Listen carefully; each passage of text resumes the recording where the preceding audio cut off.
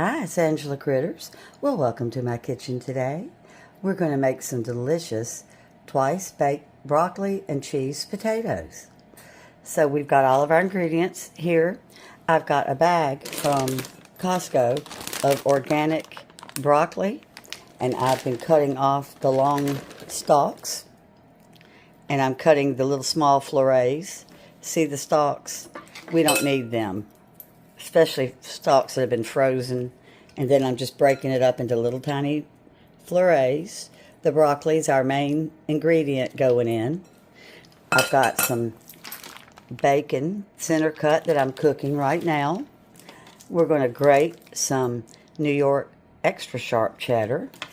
Then I'm going to dry off my potatoes, poke a couple holes in them, and we're going to rub olive oil all over them with some kosher salt and a little bit of garlic powder. I've also got some dry chives, and actually I think I'm going to use my pink salt. All right, so I've got 5 potatoes washed off, dried, and pierced, and I just got my garlic, and I used my pink salt and a little kosher salt together, and we're going to put some olive oil on each one and rub them completely in olive oil like they do at Cracker Barrel. And then I'm going to sprinkle on at the end, well, not sprinkle, I'm going to rub on all of my salt. And the salt just cooks into the potato and makes them so flavorful. So I've got them all covered in oil. Let's get where you can see the 5th potato. And I'm just going to do one at a time. And I'm probably going to have to add a little bit more salt to my bowl. And you just kind of rub it on.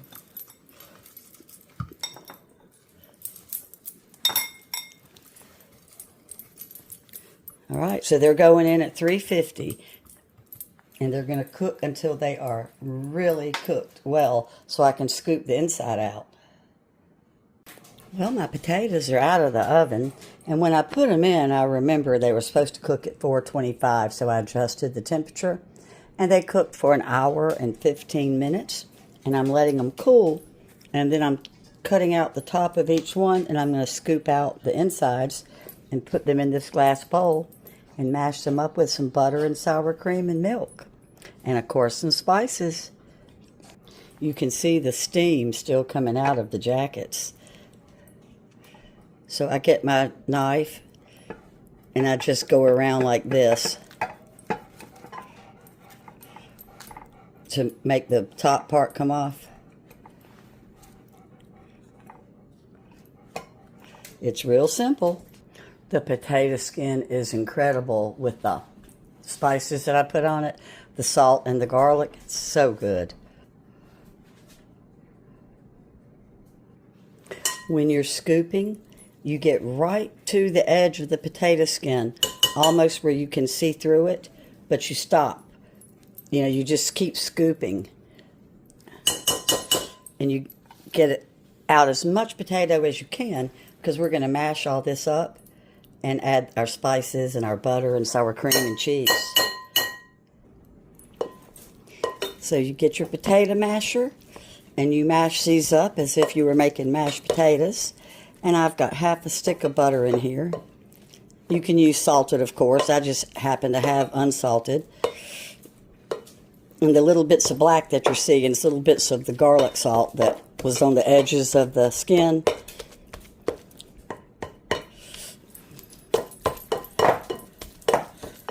So I've got my 5 shells ready to stuff.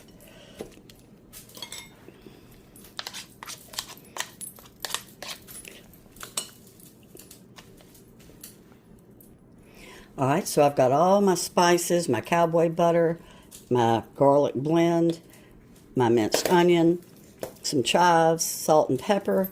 Everything is in this bowl. And I'm just going to add a little bit because you can always add more. You cannot take away. And I like to go ahead and mix my spices into the dry potato.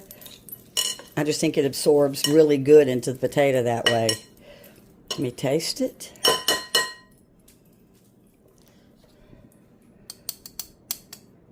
Let's see. A little bit more salt.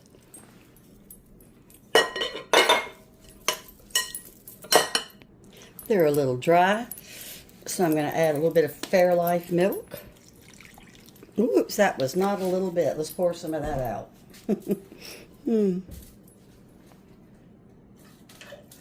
A little bit too much milk. I think I was supposed to have like 2 tablespoons.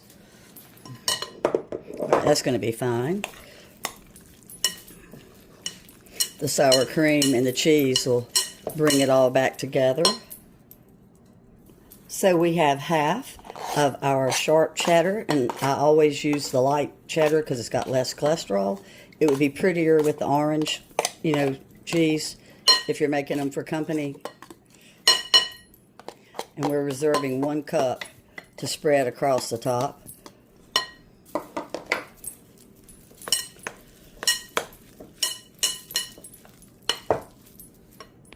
All right, we're going to throw in about almost a cup of sour cream. I'd say that's maybe half a cup to 3/4.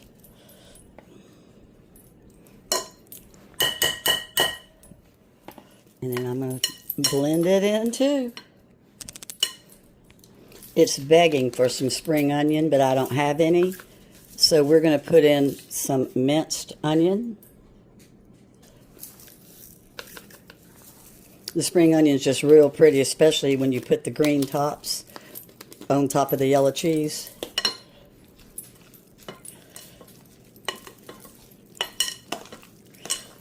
They're getting nice and thick. Okay, here comes our broccoli. Now, the broccoli, it was frozen, so I've had it sitting on top of paper towels for a while, and you'll see how little I made it. And broccoli is full of vitamin C. And I think it's got protein too. And we've got bacon, but we're not putting it in the potatoes. We're just going to put it on the top because I don't like bacon on mine. Now at this step, you have to do a little taste test. Go on in there with a clean fork and taste your potato.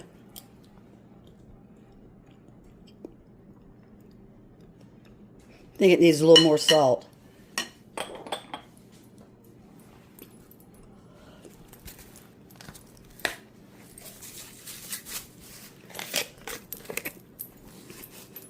There we go.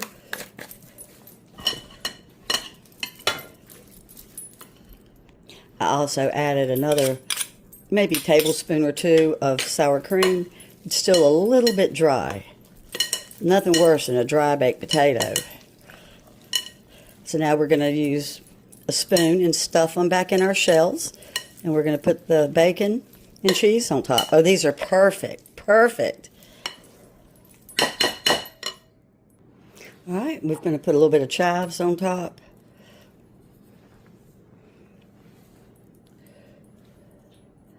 There's some inside too.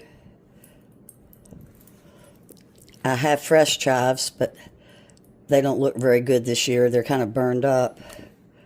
They're so good. They're onion garlic chive.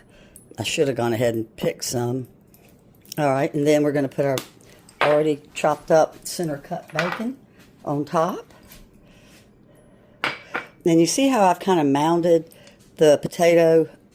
You can put more on top than is in the inside because the cheese is going to hold them all together.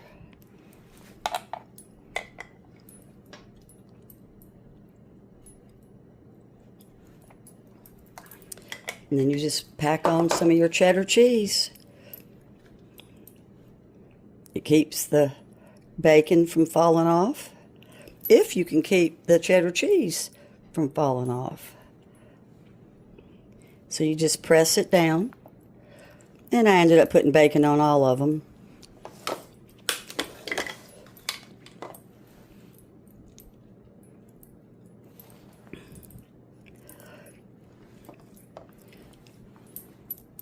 When I was first married, this was my go-to dessert vegetable that I would do for company coming, and I would cook little Cornish game hens. So if you were invited to my house for dinner, you knew you were going to get Cornish game hens and twice baked potatoes. I was still learning to cook, obviously, but I've always loved these. And they're a little tiny bit of trouble, but they're worth it. People love them so much. And then because I added butter, sour cream, cheese, and broccoli, I had this much left over. So I'm going to cook this much. That's what I'm going to eat since I put bacon on the other ones. And I'm just going to bake this. They're going to cook for 20 minutes back on 425.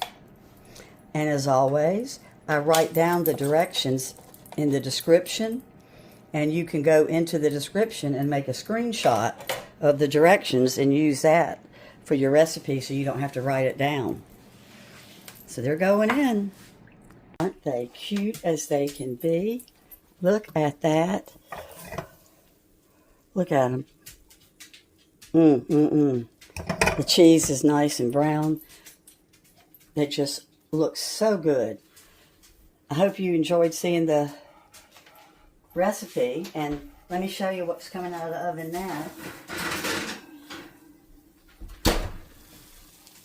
Doesn't that look good? Now, if you just want to make yourself a baked potato casserole, you could bake the potatoes, peel them, and mash it all up and put it into a casserole dish with the broccoli, the cheese, and all the spices.